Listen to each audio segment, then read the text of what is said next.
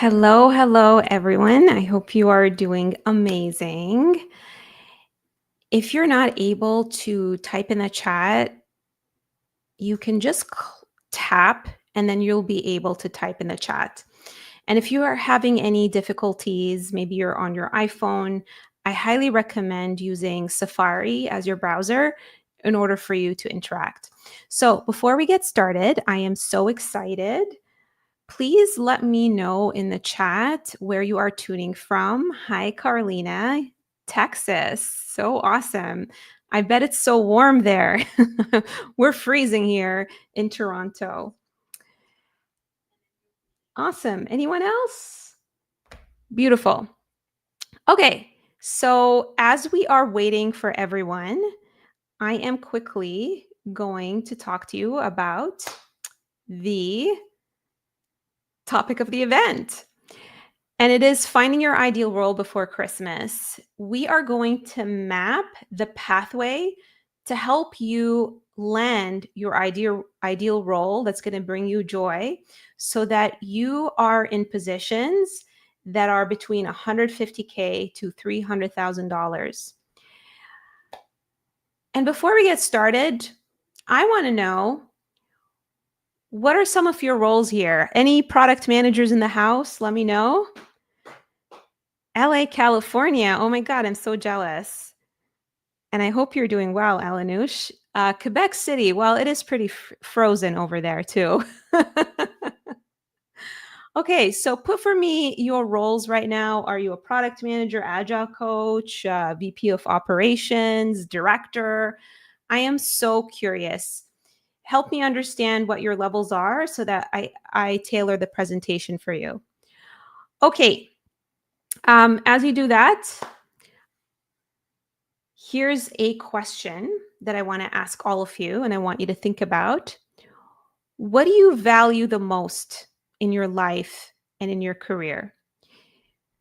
So, these are some of the things after working with over 1,000 career transitioners that I've learned in terms of what people want to have in their career: more money, more freedom, doing what I love, more autonomy, relatedness, more time with loved ones, more decision-making power, less stress, more learning and growth, more recognition.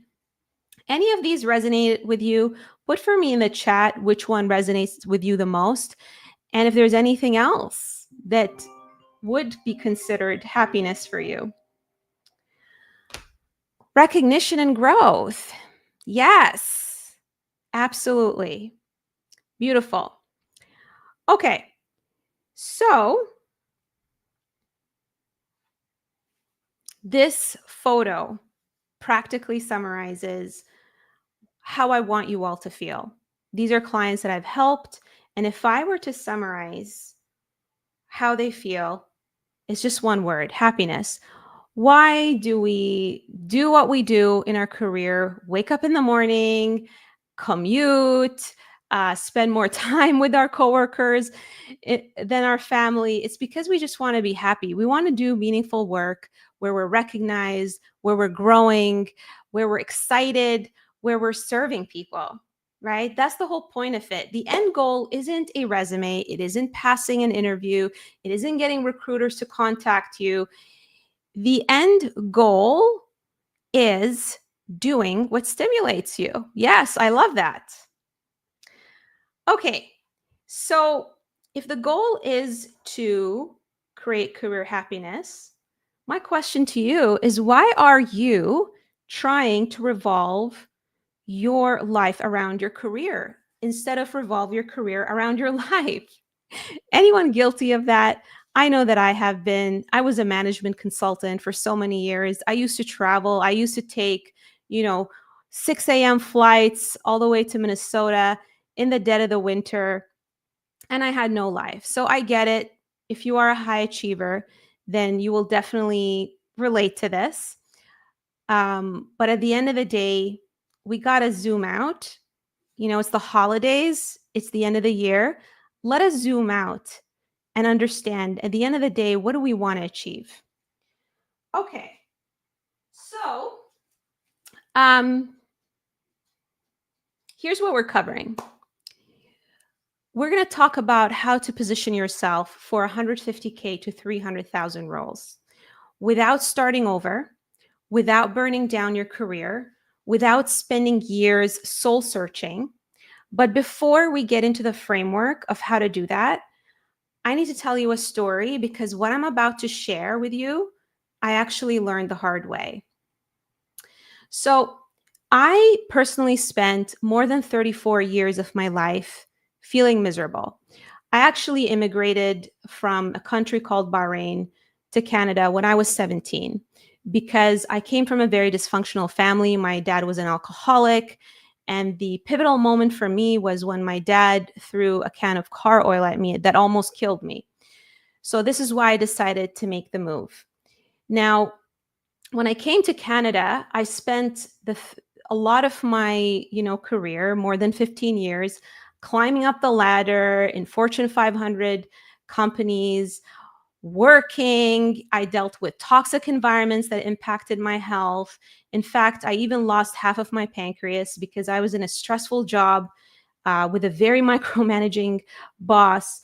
And at some point, I quit over text. I kid you not. I was so fed up. I quit over text.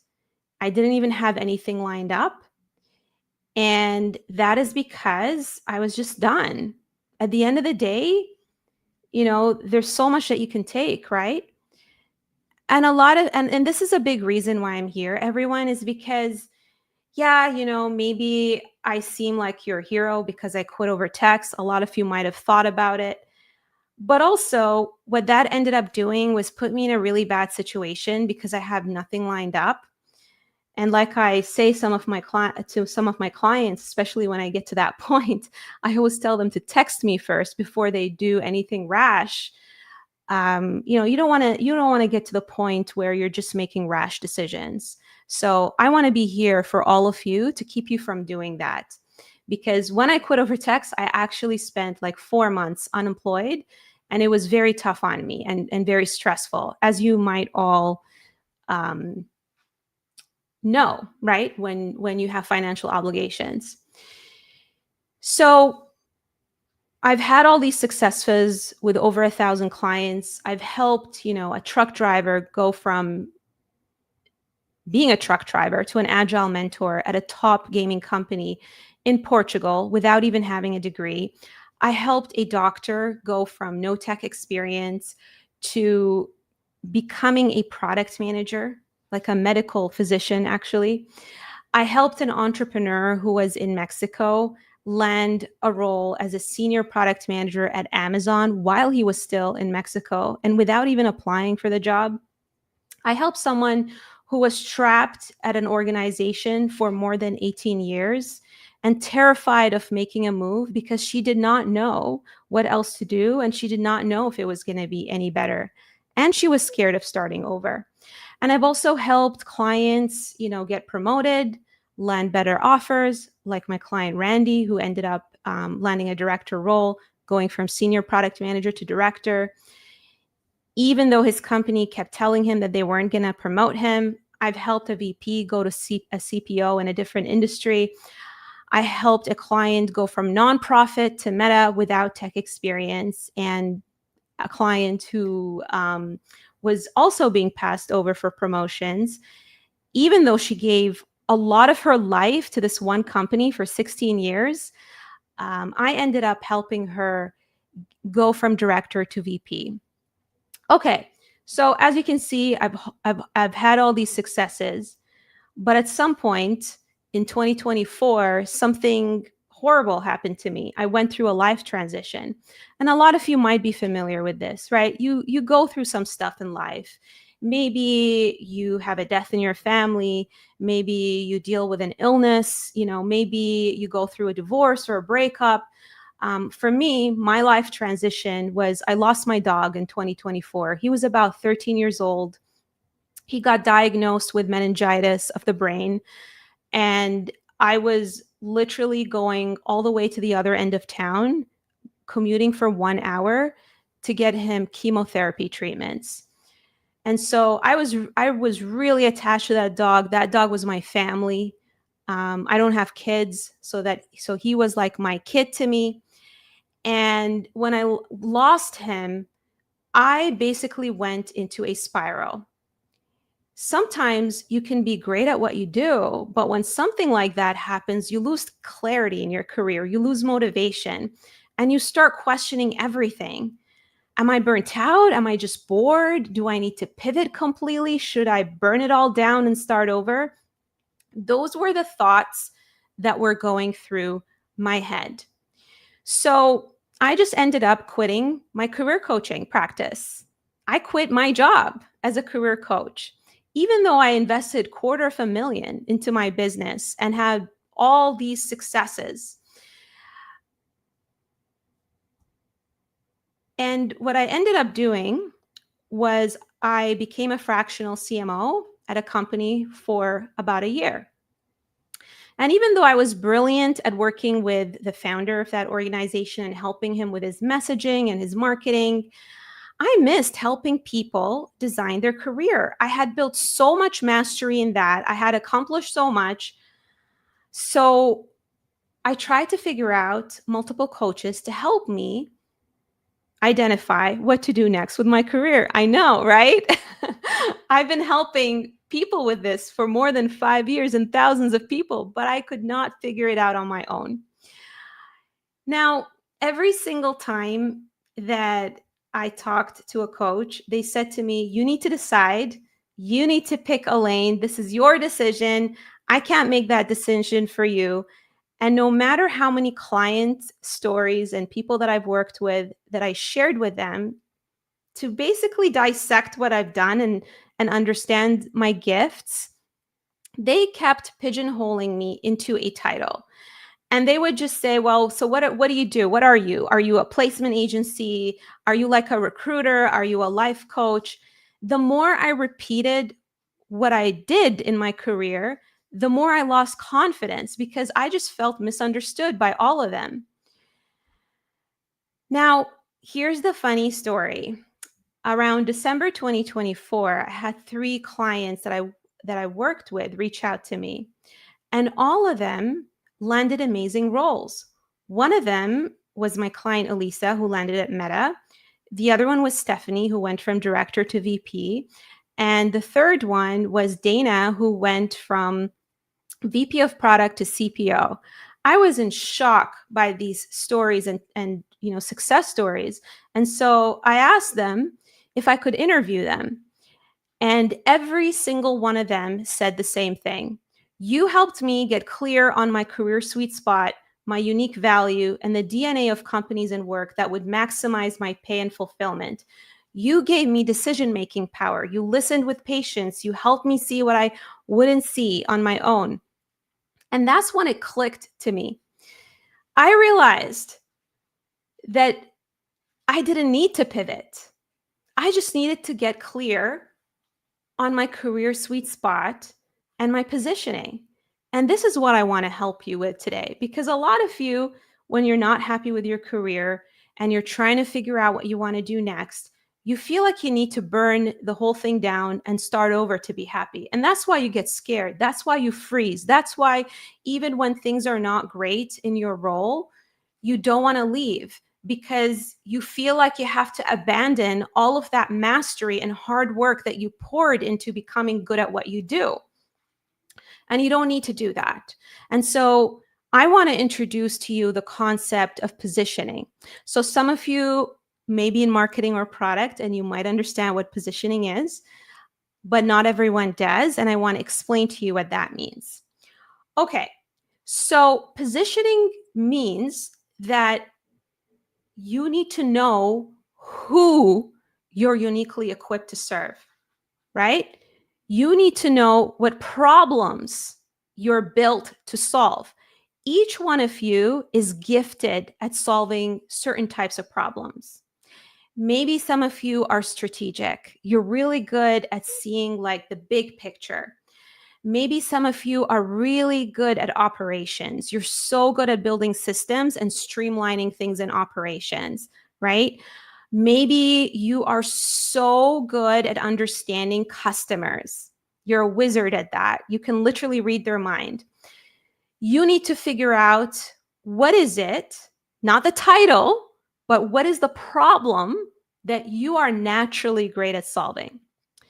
The second thing when it comes to positioning is you need to know how to articulate your value so that you stop being invisible. The third thing is you need to know when to walk away because you have options.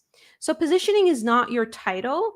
And when I talk about how to articulate your value so that you stop being invisible, I want to share with you this analogy. Look at the picture on the left. These are expensive bottled water, right? The picture on the right is just a glass of water. Tell me in the chat, is it the same product? It's water, right? There's no difference. The left side is water, the right side is water. What is different about these two pictures? Who can tell me in the chat? Come on, everyone. Wake up, participate. It's so weird for me to talk to a screen, so please help me out. What is the difference between the left and the right? Come on, there's got to be at least one product or marketing person who's going to get this right. Yes, thank you very much. The brand. How the product is being packaged, the label. So here's the deal. This is why a lot of you have trouble with this. You think the issue is with your title. You think the issue is that there's not enough demand for what you do. That's not the issue. Why would someone pay $2 and even $5 for this bottled water when you can get it for free? It's because of the packaging. And some of you just don't know how to package yourself in a way that's going to get someone to perceive you a certain way. So people who have the same title could be serving different people, could be solving different problems, could be articulating and packaging their value differently. And that creates a completely different reputation and perception. For me, I realized whether I want to call myself a career coach, a fractional CMO, a wizard, a unicorn, a dinosaur, what I enjoy doing is helping people drive their career rather than let organizations determine it for them. And the types of people I love working with are people who are high achievers, they're go-getters, maybe they kind of feel like underdogs because maybe they're not being recognized at their organization when someone else is being recognized for whatever reason, whether you belong to a visible minority, whether you come from a different country, whether you're dealing with ageism. I love helping people who are undervalued get seen and get discovered by helping them translate their experience and uncover their hidden genius, the genius that they can't connect the dots on their own so that they can feel recognized and paid what they're worth. Do you see how that's different than me just saying that I'm a career coach? That is what we call positioning. Positioning is about leaning into your sweet spot, communicating it effectively, and finding like-minded people. Because who here has worked at a company where the work is fun, but the people suck? I know I've been there. Because at the end of the day, you don't want to be forced to be someone else in order to fit in, right? Like imagine being around a bunch of sheep and you're the only wolf. That's not fun. All right. So far, so good. Who's excited about learning how to position themselves? Say yes in the chat so that I can keep going. Otherwise, I'm just gonna, stop the presentation. All right. So in order for you all to understand how to solve this, I want to first get into some of the problems and the challenges that you're all facing. Some of you here know that you're skilled, experienced. You know that you deserve more. In fact, you may be currently working with a micromanaging boss, or you might be around people teams, employees that you're with in the company who are not matching your level of intelligence. And that can feel isolating and lonely, right? But the thing is, you have no idea what role to go after because you don't know if it's going to be any better.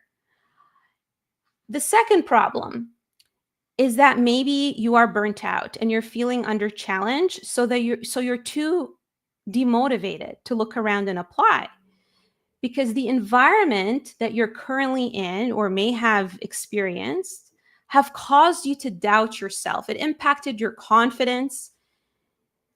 Maybe you weren't recognized enough. Maybe you're feeling under challenged. And so this is why you're not motivated to figure out what's next. Maybe you've tried, you poked around, maybe you applied to a couple of jobs and you got rejected. You're not getting interviews. It's like crickets. And even when you try to network and get referred for roles, you still don't land that offer. And this is why you haven't left your role, even though you're practically only utilizing 20% of your genius. Okay? Who can identify with problem number one, where you know that your skilled, experience deserve more, but you're surrounded by people who don't match your intelligence? Type 1 if you identify with that.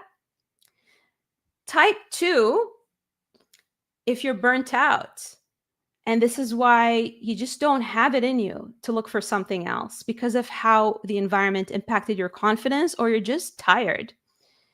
Type 3, if you've tried looking around, you haven't gotten responses or interviews, so you gave up, even though you're in a job that utilizes 20% of what you're capable of bringing to the table.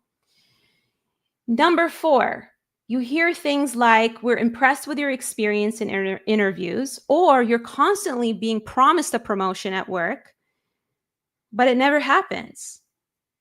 And deep down inside, you know that the reason that's not happening is because you know that you don't sell yourself in a way that's convincing. Maybe you're humble, maybe you ramble, maybe you're just not great at talking about yourself. So type 4 if that is what you identify with.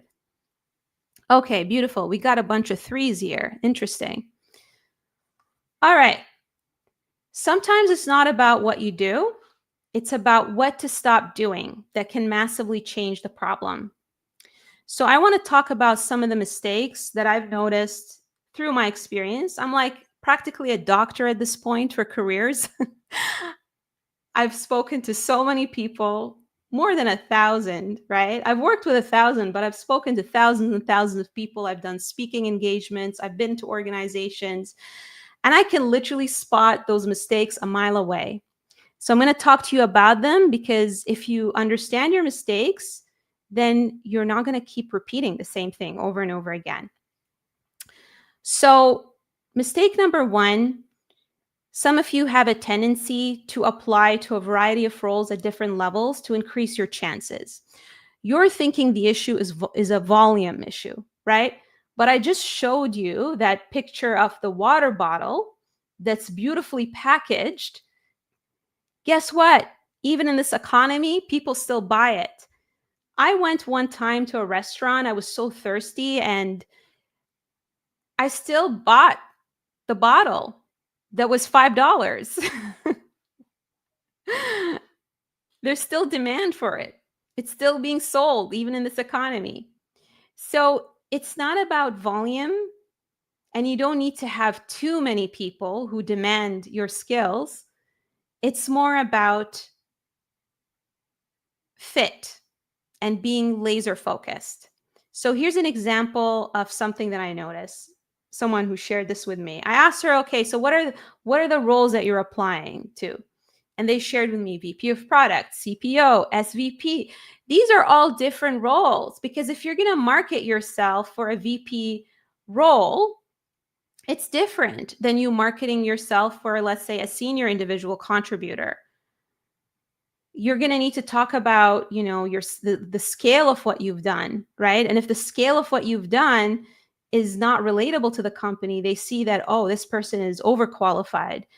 that's not a fit for us, or this person, doesn't understand what it's like to work in a product company. Your messaging is going to be off. The way you position yourself is going to be off. And the reason you do this is because you don't know what roles fit your experience. So of course you're going to start applying to all kinds of jobs. You just want to experiment, see what sticks.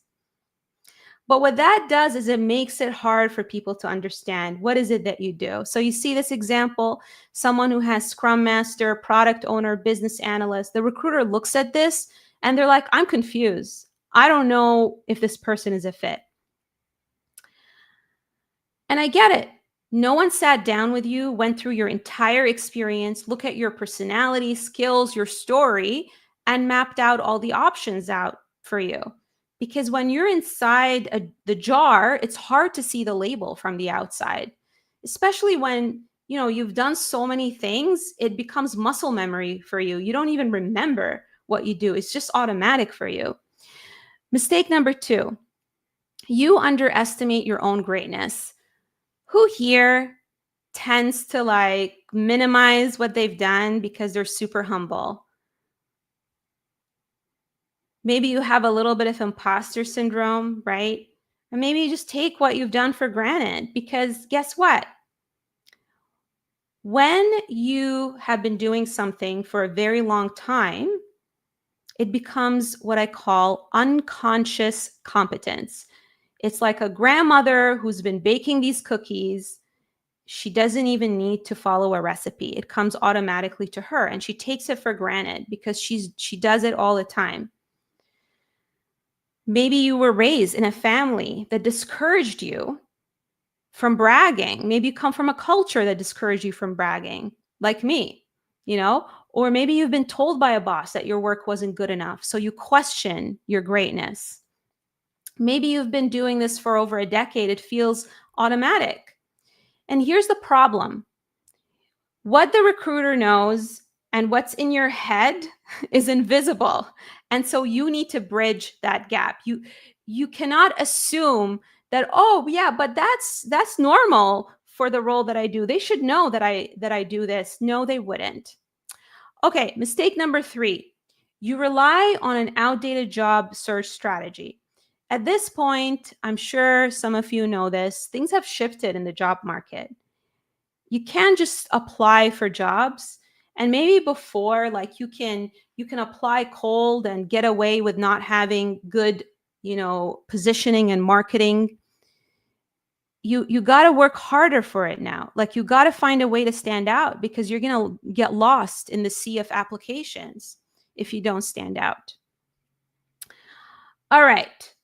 So, this is what happens when you don't differentiate yourself. It's like standing in a very long line, waiting for your turn. And guess what? They're going to cut off the line after the first 5 people. And so you applied for nothing. And when they see your application, this is what it looks like from a recruiter perspective. When people apply and say the same thing over and over again and recycle the same ChatGPT stuff, right? You're not specific in your experience. You're not telling them why you're different. You're not going deep enough into explaining what you've done. And so it's almost like these movie posters that all look the same. Okay, mistake number 4. You overwhelm recruiters and hiring managers. Please admit it. Who here rambles?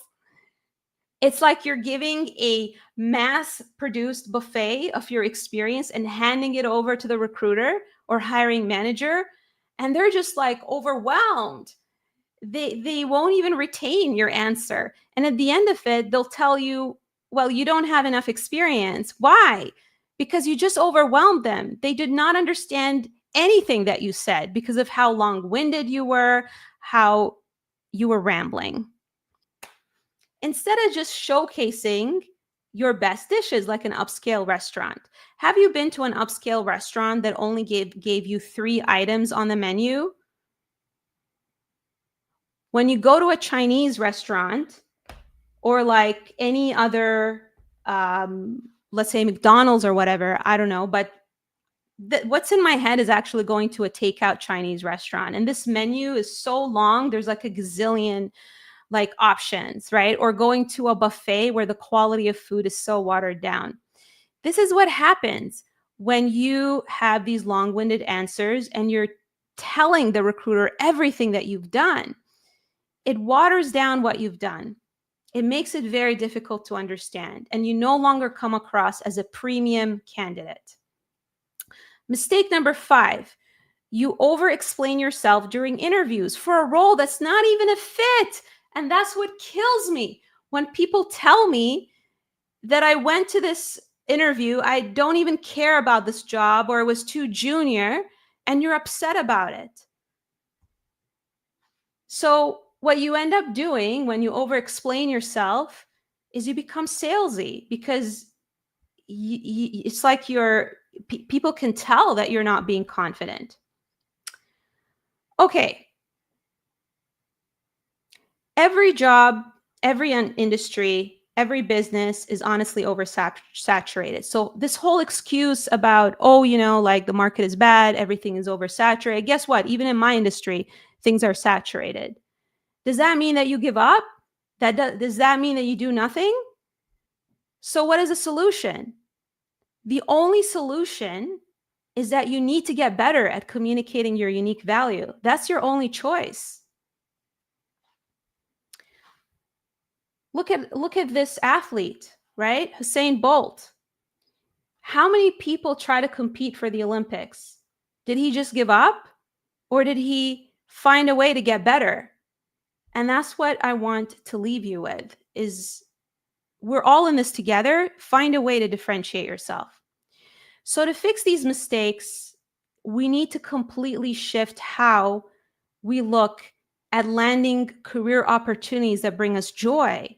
It's like the difference between a Toyota manufacturing is high volume and low price.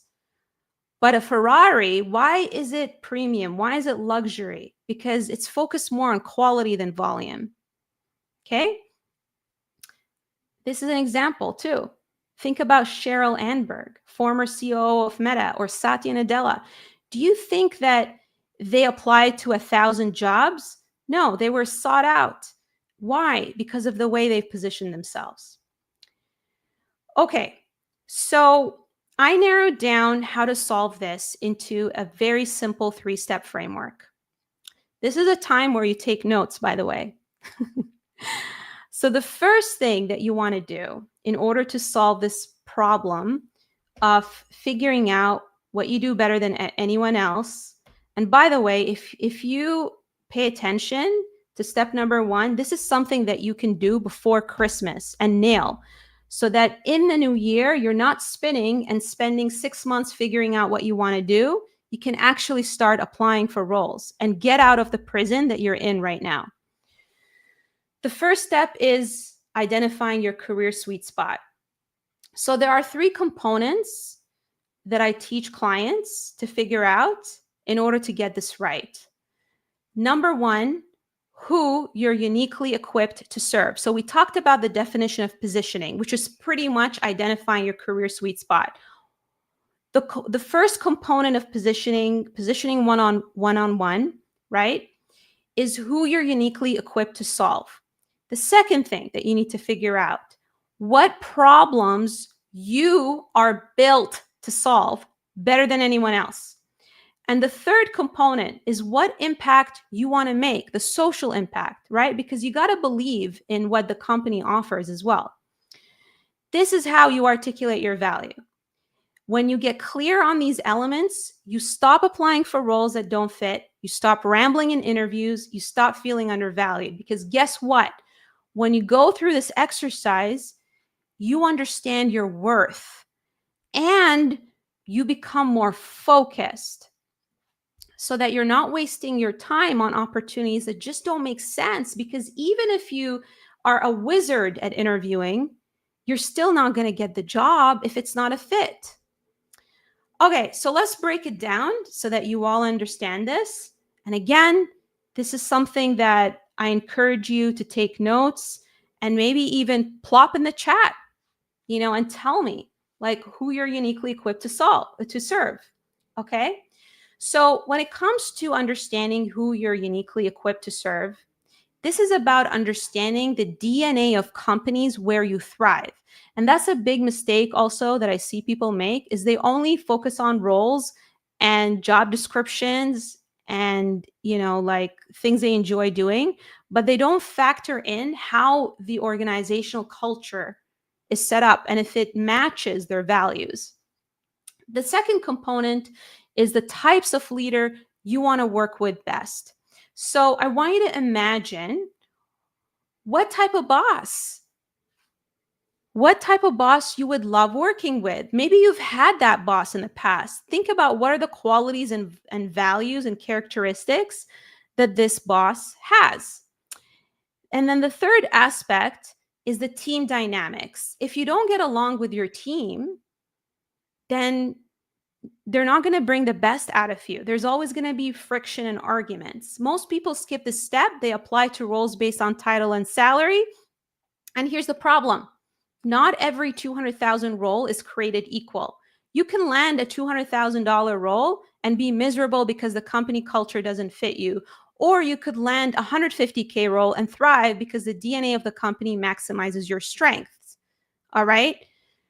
And get promoted very quickly and end up with 300K in a span of a year versus being the 200K role forever, stagnant and miserable. Now, when it comes to figuring out who you're uniquely equipped to serve, this is an exercise as part of my career archetype assessment that I give all of my clients. And this is where I sit down with my clients and we get clear on what type of company brings out your best work, what type of leader do you need to succeed, what type of team dynamics allow you to shine. And when you get clear on this, you end up saving yourself time, right? And a lot of times when my clients go through this exercise, they become more confident. They get their mojo back. Some of my clients end up even getting promoted and they don't even have to leave their company. Okay, the second component is what problems you're built to solve. So we talk about who you're uniquely equipped to serve. Now we talk about what problems you're built to solve.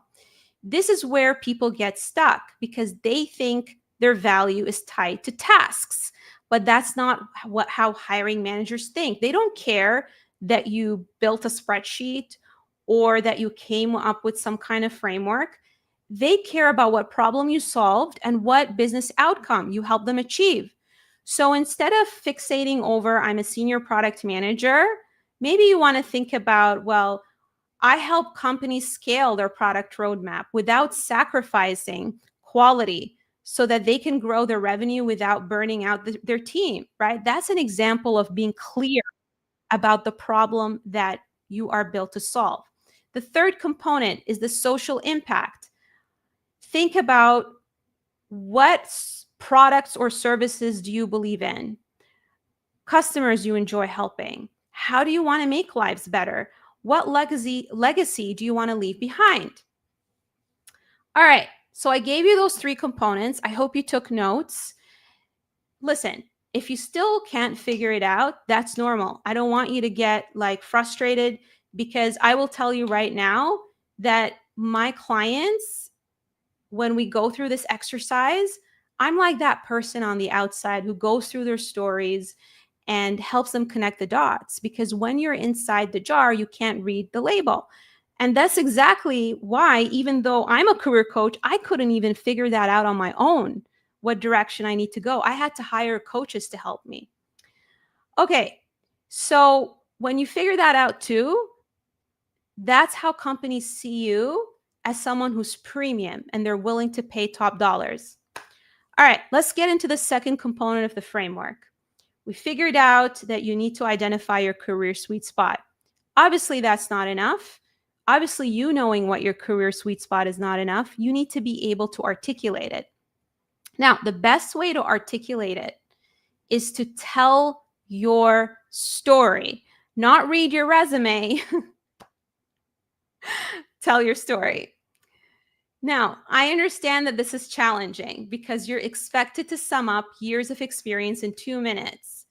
And then you end up hearing, well, we went with another candidate. But here's the deal. when you learn how to tell your story in a way that connects the dots for the recruiter and the hiring manager, and you're interviewing with the hiring manager, and you'll start saying things like, I went, through this experience where I built this machine learning dashboard, and oh my goodness, um, the data quality was so horrible because we had so many, different disconnected data sources, and no one knew what data source was accurate. And they're like, oh my God, that's exactly what we're going through. They're going to want to hire you.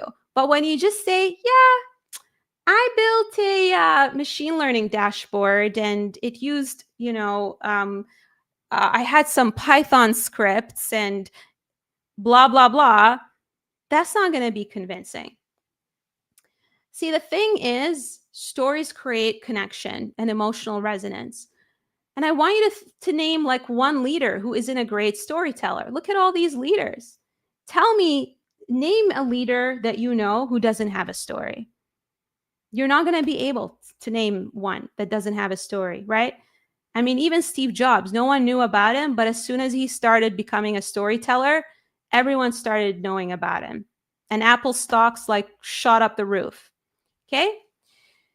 In fact, one of my clients who went through an insane career transition from being a medical doctor to product manager, she didn't have the title, she didn't have tech experience, but the reason she was able to break into the role is because she told her story.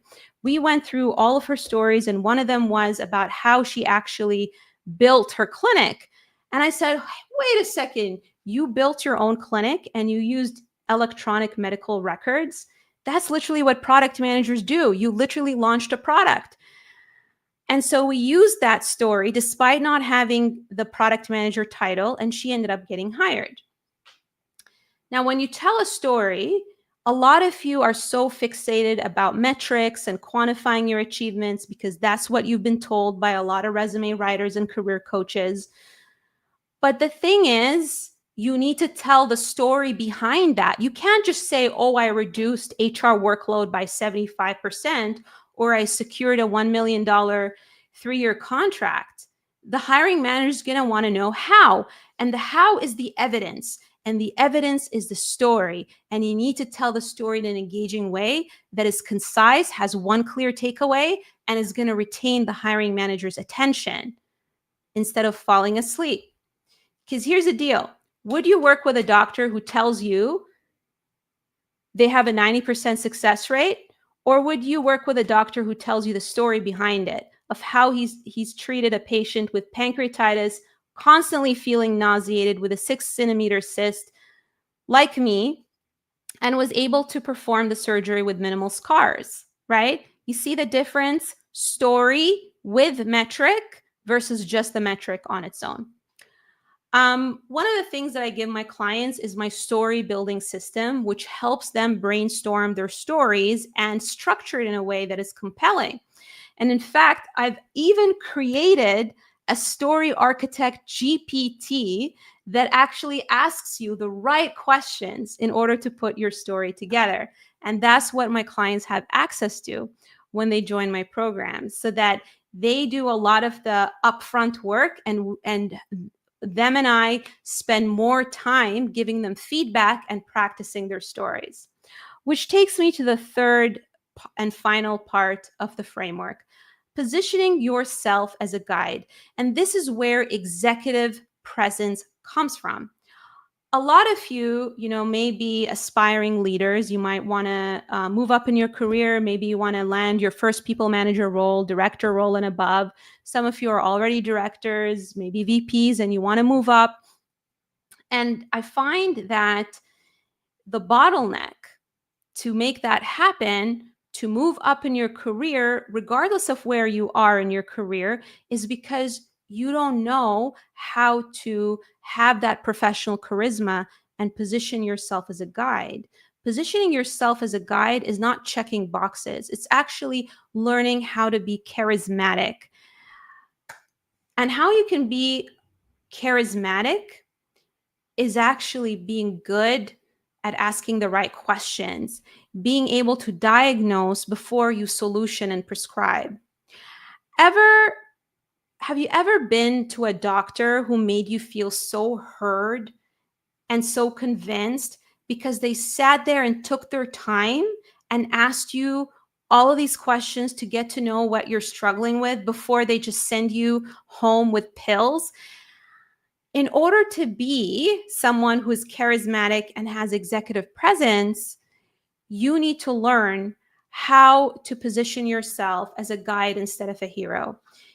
Instead of focusing too much on convincing and bragging about what you've done, what you need to do is spend time listening and asking the right questions so that you understand what the organization is struggling with. And when you do this, the hiring manager is going to be impressed because they're going to feel like, wow, this is the first time someone actually asks me these questions. You're going to end up becoming memorable. Leaders communicate with less words. Leaders communicate with conviction. Leaders communicate by listening more than speaking. And this is how they influence with charisma. Without charisma and emotional resonance, it's not enough that you're amazing. It's like working with a doctor who has horrible bedside manners. No matter how great they are, no one wants to be their patient. And so that's what you need to learn, especially in the corporate world where it can be very political, right? We're not dealing with robots, we're dealing with humans, and you need to learn how to influence people and connect with them.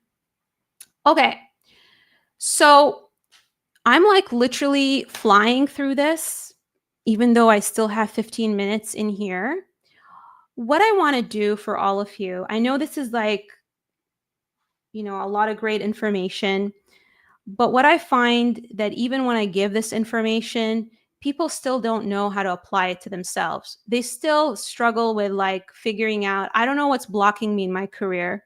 I don't know what is keeping me from, let's say, getting interviews, or I don't know how to figure out what I want to do next. You all have specific situations, right? And the most effective way to help you figure out what's blocking you is to actually offer a one-on-one career diagnosis. This is a free 15-minute call that I offer for people. And here's how it works. On this call, what we do is I'm going to ask you questions. I will diagnose what's going on. And then together, we're going to map out a path to help you identify and land those 150K to 300K roles that align with your career sweet spot. I'm going to tell you all the gaps that are keeping you stuck based on working with over 1,000 people from entry level all the way to C-level. And I'm going to give you clear next steps so that you know for your specific situation exactly what you need to do after the call. Now, if we find that we're a fit and you tell me, well, I want you to help me implement this, I want you to be my partner in this journey, then of course we can explore that. Either way, whether we work together or not, I want everyone on this call, and I'll put a caveat here because my calendar, is limited. So I really encourage you to take action and not sleep on this. Make this happen. We literally have a week left before Christmas, right? Then we have a bit of a blackout period. So don't be that person who waits until, January 2nd, mid-January. And then by the time, you take action, it'll take you over a month to figure this out. And then you find yourself spring or summer in a job that you still hate, right? So either way, when you book this call, I want to empower you with clarity on how to position yourself so you're not wasting your time doing all the wrong things and not wasting your life and your happiness. Is just not worth it to be in a role that you don't enjoy. Okay? So, how do you book this call? Very, very simple. Here is the direct link. I'm going to drop it in the chat. You just have to click on that link and then you can book your 15-minute diagnosis. I really encourage you to give me as much detail as possible and answer the questions so that we can really spend more time, diagnosing and coming up with the path. The other way, if you're on your phone and you can't click, on my LinkedIn profile, if you go there, you are going to see in my featured card, if you scroll down, you are going to see a card that you can click on to book your career diagnosis. And I'm trying to see if I can share my screen here. Let me see if I can do that without messing anything up. All right, let's see. There we go. There we go. The joys of technology. Okay, so this is my profile. There is a button right there that says book an appointment. If you click on it, it's going to take you to the booking page where you can book your free career diagnosis. Okay, so I am going to stop here. We got 10 minutes and I want to see if anyone has any questions for me in the chat because I did promise a Q&A and I want to make sure that, I honor that and make sure that I answer any questions. So put down for me any questions that you may have in the chat and I'm going to answer them. I'm going to stick around for another 10 minutes and answer them. And for those of you who don't have questions, I'd love to know, what was your biggest takeaway listening to this? What did you learn? I'd love your feedback. I want to know. Yes, this recording is available. So the same way that you registered, if you put in your email address and your name, then automatically after the session, you are going to get the link to the recording and you can watch it again and again and again. All right, so plot for me in the chat. What was your biggest takeaway from all of this?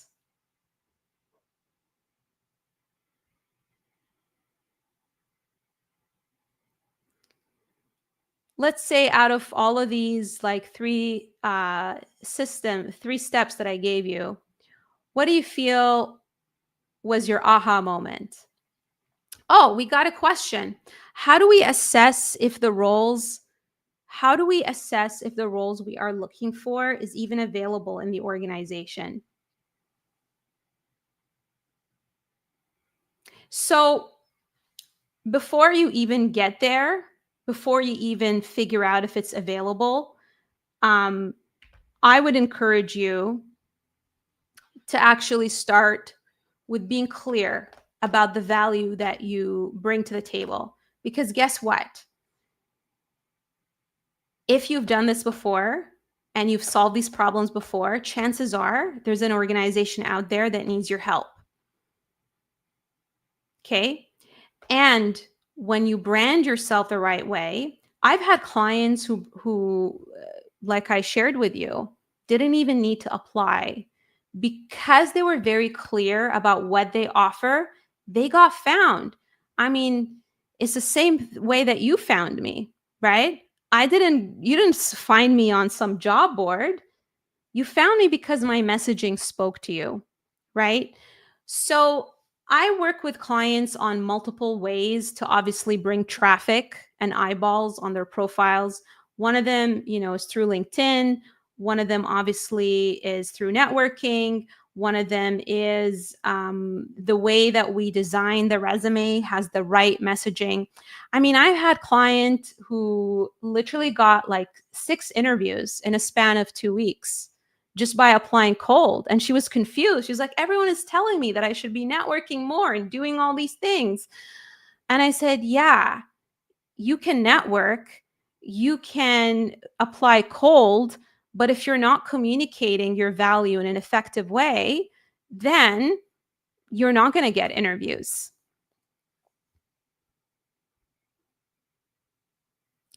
Do you have a framework for self-employed, unsure about doubling down on their self-employment versus going after executive roles? I recommend that you book a 15-minute career diagnosis because this is such a specific question to your situation. And I don't think I'm going to do it justice explaining it here. As you may have noticed at the beginning of the presentation, I told you the story of how I was a fractional CMO for an organization. So I do help people who are business owners market themselves as well, figure out what their zone of genius is, and get opportunities. In fact, if you go on my LinkedIn profile, you'll see that I've had some um, fractional consultants. I've worked with career coaches. I've worked with people in real estate. I've worked with consultancies, um, different types of business owners. At the end of the day, whether you're a business owner or you're a professional, it's your career. And you need to figure out when you are pursuing a career, what is it that you provide as value, right? Just book the free career diagnosis. It's only 15 minutes, it's free, and we can talk about it. Great question. Yes, takeaway is not dilute yourself and know what you are best suited for. How do we know how much we are worth? Are there any tools? Yes. So no, I do not have automated tools because you don't need another GPT or some watered down tool. You need someone to have a conversation with you. And that is my style of helping clients. So if you are the kind of person who, if you are making six figures and you are the kind of person who values deeper level type of support, then I recommend that you book the career diagnosis with me and we can chat about it. Yes, reignited my career goals for the new year. Love it, love it, love it. Do you have a framework? Yeah, we talked about that. Excellent. Okay, so those are all the questions. Wonderful. We got 5 minutes left, and I wanted to thank you all for being here. Listen, I know what it's like to, as I mentioned, earlier in my presentation, I know what it's like to feel torn about what you want to do, especially if you have been doing the same thing for many years, or you just are going through some kind of life transition, um, or you're feeling burnt out. I've been through all of the things that my clients have gone through. And what I'll say is my biggest regret when I went through these situations is I didn't get help sooner, because it's always helpful to talk through it with someone else on the outside versus percolate on it and struggle with this on your own. One of the things that I also have within my client base is a wonderful, wonderful community. And what I'll tell you is having being part of a community and around people who are going through the same thing really makes a huge, huge, huge difference. Even for me, like as a business owner, like I was going through some stuff and I noticed that someone else posted about it, and I just reached out to her and we talked, and we realized that we have so many things in common, and that just made a huge difference, right? So don't be that person who creates these New Year resolution, gives yourself another excuse not to do anything, and then forget about it. Take advantage of what I've shared with you. I don't always offer this, and I know that my calendar gets pretty booked. I just opened up a bunch of spots, and I might take them away, next week, especially if my calendar gets full. So I encourage you to take advantage of booking that free career diagnosis so that I can give you specific advice to you versus generic advice. How do you apply to banking or financial roles or even pharmaceutical roles when you have not previously worked in such domains? Great question. I shared with you multiple examples of how people who did not have the domain industry, like a doctor as an example, who broke into tech and product, and my client Elisa, who went from policy and nonprofit to working at Meta. It is very possible to make these types of career transitions, but we need to look through your experiences and we need to connect the dots. Obviously, I don't have your experience in front of me. I don't know what you've done. I don't know your story. So it's hard for me to tell you if it's possible or not, and if it even makes sense. So what I recommend that you do is, book the 15-minute career diagnosis, and we can figure that out. We can map your path to 150K to 300K roles that you deserve and align with your entire potential. Okay, friends, I will bid you farewell. I have to jump off this live because I have clients that I need to help, that I absolutely love helping. Thank you so much for being here. I hope that you all learned a lot. I hope you have happy holidays, and I hope some of you reach out. Don't be shy, and we can have a conversation and see how I can help. Okay, happy Friday. Thank you, everyone.